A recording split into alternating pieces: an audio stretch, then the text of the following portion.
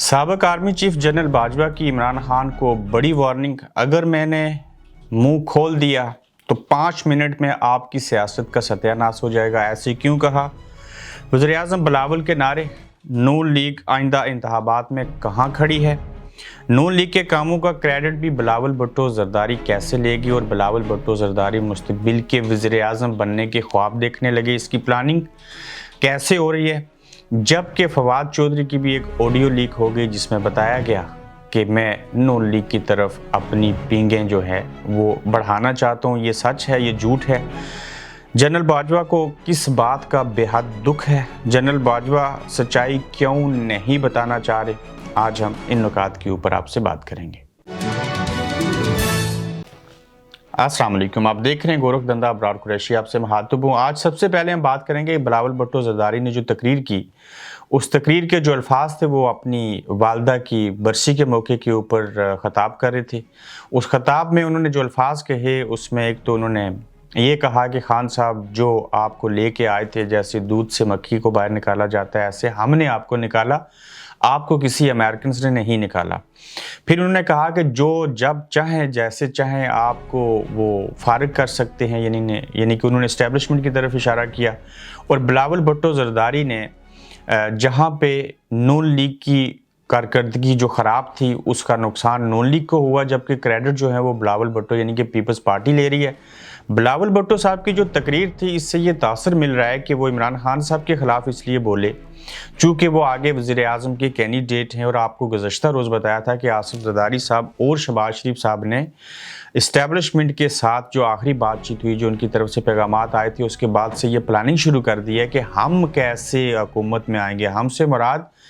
میں کیسے آؤں گا، اور شہباز شریف سوچتے ہیں کہ میں کیسے آگے ہماری پارٹی حکومت میں آئے گی۔ تو اب نون لیگ بھی آگے حکومت میں آنا چاہتی ہے اکیلے میں، اور پیپلز پارٹی بھی ایسے کرنا چاہتی ہے۔ چونکہ پی ڈی ایم جو ہے، اس کی میں ڈیفینیشن آپ کو بتا دیتا ہوں، پی ڈی ایم کے اندر پیپلز پارٹی نہیں ہے باضابطہ طور کے اندر، اس کے اندر مولانا فضل الرحمان، نون لیگ، باپ پارٹی باقی تو ہیں، لیکن پاکستان پیپلز پارٹی جو ہے وہ پی ڈی ایم کی اتحادی ہے، یعنی کہ یہ اپنے طور کے اوپر الیکشن لڑے گی اس حد تک کہ ہم نے عمران کو فارغ کرنا ہے اور خود حکومت میں آنا ہے، یہاں تک ان کی ڈیل تھی۔ آگے وہ اپنے اپنے پیج کے اوپر سیاست کریں گے۔ یہی وجہ ہے کہ اب مریم نواز صاحبہ تو خاموش ہیں اور بلاول بھٹو جو ہیں وہ تقریر کر رہے ہیں، پاکستانی سیاست کے اندر ایکٹیو ہیں، انٹرنیشنل سطح کے اوپر بطور وزیر خارجہ جا رہے ہیں، لابنگ ہو رہی ہے۔ پھر میں آپ کو اس کے بڑے اسباق بتاتا ہوں کہ کس طرح سے بلاول بھٹو جو ہیں وہ اپنی پروفائل جو ہے اس کو بہتر کرنے کی کوشش کر رہے ہیں۔ ان کا انگلش بولنے میں، خان صاحب کے بعد بلاول بھٹو کا انگلش کا فلو جو ہے، بات کرنے کا طریقہ، اس میں کوئی ثانی نہیں ہے۔ الگ بات ہے کہ اردو کے اندر ان کے اوپر تنقید ہوتی ہے، یہ تو ان کی والدہ کی بھی اچھی اردو نہیں تھی، خان صاحب بھی کئی بار اس طرح کے بلنڈر کرتے ہیں۔ ہر سیاستدان جو ہے اس کے اندر خامی اور خوبیاں ہوتی ہیں، مگر بلاول بھٹو زرداری صاحب کا امریکہ کے اندر ایک پریس کانفرنس کے دوران بیٹھے ہوئے بھارتی اور پاکستانی اور انٹرنیشنل میڈیا کے سوالات کے جوابات دیتے ہوئے مودی کے حوالے سے ایک لفظ کا استعمال کرنا اور ان کے اوپر تنقید کرنا، اور پھر یہ کہنا کہ مودی بلاول سے ڈر گیا اور مودی نے جو ہے وہ سر کی قیمت لگا دیا بلاول کی، یہ اس طرح کی چیزیں ہیں تاکہ اس طرح کے بڑے بلنڈر کر کے بھارت کے خلاف بول کے، Indian prime minister Narendra Modi کے خلاف بول کے اور اپنے سر کی قیمت کی خبریں شائع کروا کے، جبکہ ان کا حقیقت سے کوئی تعلق نہیں ہے، یہ تاثر دیا جا رہا ہے کہ بلاول جو ہیں وہ آگے بڑھ رہے ہیں، انٹرنیشنل سطح کے اوپر وہ مشہور ہو رہے ہیں، اور پاکستان کے اندر وہ جیسے انہوں نے خطاب کیا، اس سے یہ تاثر دیا جا رہا ہے کہ یہ کینڈیڈیٹ ہے آئندہ پرائم منسٹر پاکستان کے لیے۔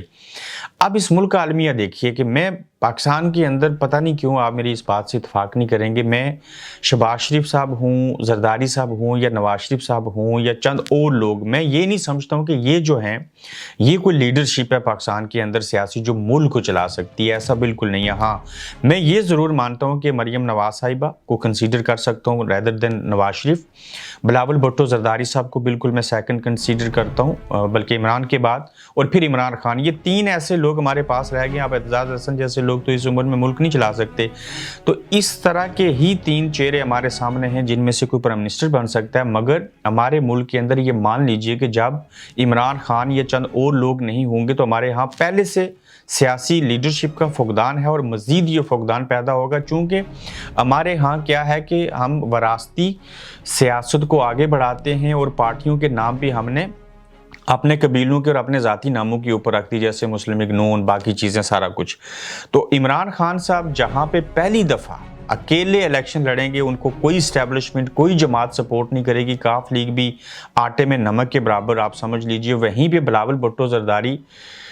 इस बार बाज़ाब्ता तौर पे, या चाहे वो नून लीग हो, वो इस्टेब्लिशमेंट की मदद से इलेक्शन लड़ेंगे और ये सारे लोग इस्टेब्लिशमेंट से मिल के इलेक्शन लड़ेंगे, जबकि इमरान खान पहली दफ़ा अकेले इलेक्शन लड़ेंगे। जब ये अकेले इलेक्शन लड़ेंगे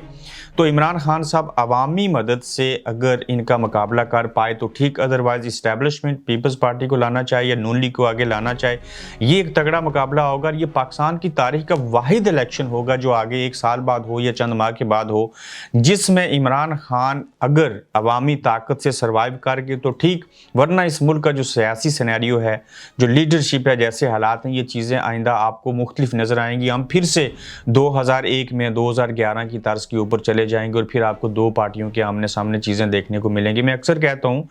कोई हमारे चाचे मामे नहीं है जो इमरान खान है। हम ये कोशिश करते हैं कि अगर हर तरफ बुराई है तो हम छोटी बुराई का साथ ज़रूर दें। तो अगर इमेजिन करें कि इमरान खान थोड़े अरसे के लिए, आप तसव्वुर करें कि वो पॉलिटिक्स में ना होते, पाकिस्तान तहरीक इंसाफ ना होती, इमरान खान ना होते, उनके साथ लोग ना होते, अवामी ताकत ना होती, तो इस मुल्क का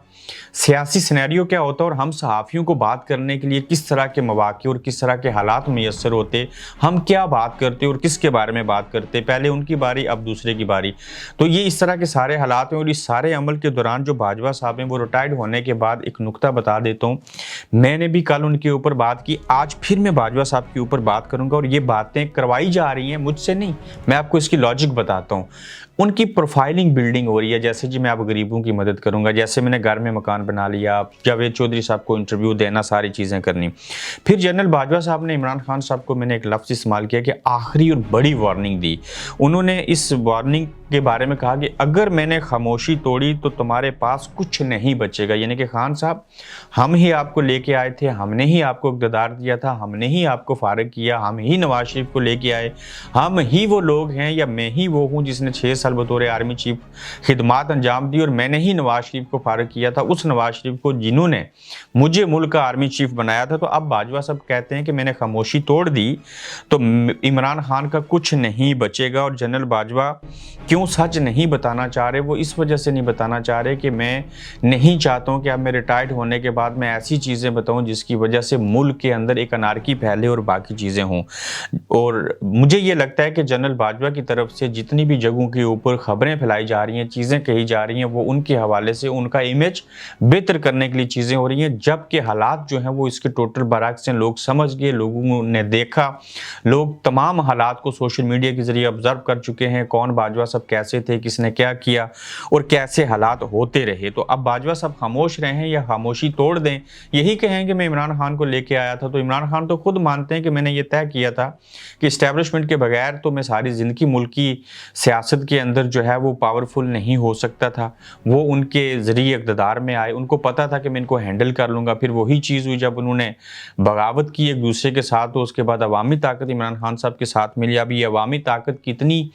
मजबूत है, कितना अरसा देर पर रहती है, कैसे इलेक्शन तक लोग खान साहब को वोट देंगे। तो ये पहली बार ऐसे हुआ कि नवाज शरीफ साहब ने भी रिएक्शन दिखाया था और पहली दफ़ा उन्होंने किसी आर्मी चीफ और DGI उस वक्त के फैज़ हमीद और बाजवा साहब के नाम लेके गुजरांवाला के जलसे में तनकीद की थी। और अब इमरान खान ने उससे कई सौ गुना ऊपर जाके इन लोगों को एक्सपोज किया कि ये सियासत में मुदाखलत करते हैं, इन्होंने रजीम चेंज किया, इन्होंने सारी ऐसी चीज़ें की। तो इमरान खान सब सियासतदानों से, भट्टो से लेके आज तक ये इस्टेब्लिशमेंट को महंगे पड़े हैं, जिन्होंने सवालात उठाए, जिन्होंने बेशुमार चीज़ें की, जिनके ऊपर हमले हुए और ज़ख्मी होने के बावजूद जलसों में जाते रहे, सारी चीज़ें हुई। अब डील और डील की चीज़ें हो रही थी। तो अब देखना ये होगा कि खान साहब जब इस्टेब्लिशमेंट के बगैर इलेक्शन लड़ेंगे तो इनको अवामी ताकत के ज़रिए क्या इक़्तिदार मिल सकेगा या नहीं, और दूसरी तरफ इस्टेब्लिशमेंट की मदद से ही दूसरी तरफ हुकूमत बनेगी। और ये प्लानिंग, इसके ऊपर काम होना शुरू हो चुका है। अब देखते हैं कि कौन इस सारे अमल के दौरान कामयाब होता है, किसको नाकामी होती है। ताहम फवाद चौधरी साहब की एक ऑडियो लीक की गई और इस तरह की ऑडियो अब भी लीक हो रही है, वो सच था या झूठ था। उन्होंने लंदन में अपने किसी अजीज़ को, दोस्त को एक टेक्स्ट मैसेज भेजा। उस टेक्स्ट मैसेज के बाद वाया व्हाट्सएप जो है वो फवाद चौधरी को लंदन से ही वही बंदा जिसको मैसेज भेजा गया कि ये मैसेज हम सलमान शहबाज को दिखाएं या हमजा शहबाज को भेजें या शहबाज शरीफ को भेजें, तो वो बंदा उनको पूछता है कि आप बताएं कि ये मैसेज जो आपने भेजा है ये मैं किसको भेजूं, तो वो उसको ऑप्शन देते हैं, तो ऑप्शन में वो कहते हैं शहबाज शरीफ को भेज दें, क्योंकि ये थोड़ा लंबा लिखा हुआ है तो इसको मैं शॉर्ट करके भेजता हूँ, तो उनको भेजें। उसमें क्या तासर है जी कि हम हमेशा फौज की तरफ देखते रहते हैं, फौज की तरफ हमेशा देखते रहेंगे तो शायद अब बात ना बने, तो लिहाजा मेरी तरफ से नून लीग को कहें यार ये क्या चीज़ें कर रहे हैं, कैसे करें, हालात ठीक कर लें। तो इस बात की सख्ती के साथ फवाद चौधरी साहब ने हंगामी प्रेस कॉन्फ्रेंस करके तरदीद कर दी कि मैंने ऐसा कुछ नहीं कहा, न ही ऐसी डीलें हैं, और पाकिस्तान के अंदर सिर्फ बात एक है, इलेक्शन होने चाहिए, इलेक्शन होंगे, हम प्रेशर डेवलप करेंगे और वही चीज़ें होनी चाहिए। तो ये मज़ीद भी वीडियो आएंगी मेरे ख्याल से 2-3 दिन तक। खान साहब की जो कोई नाजिबा वीडियो है उसको भी सामने लाया जाएगा, लेकिन वो वीडियो कोई देखेगा, कोई नहीं देखेगा, कोई शर्माएगा, कोई अजियत में मुबतला होगा और बेशुमार जो हैं वो खुश होंगे। लेकिन इस्लामी जमहूरिया पाकिस्तान के अंदर माओ बहनों को, और आप जो ऑडियो वीडियो लीक करेंगे, आपकी भी माएँ और बहनें और बेटियां भी होंगी, आप उनको क्या सबक दे रहे हैं,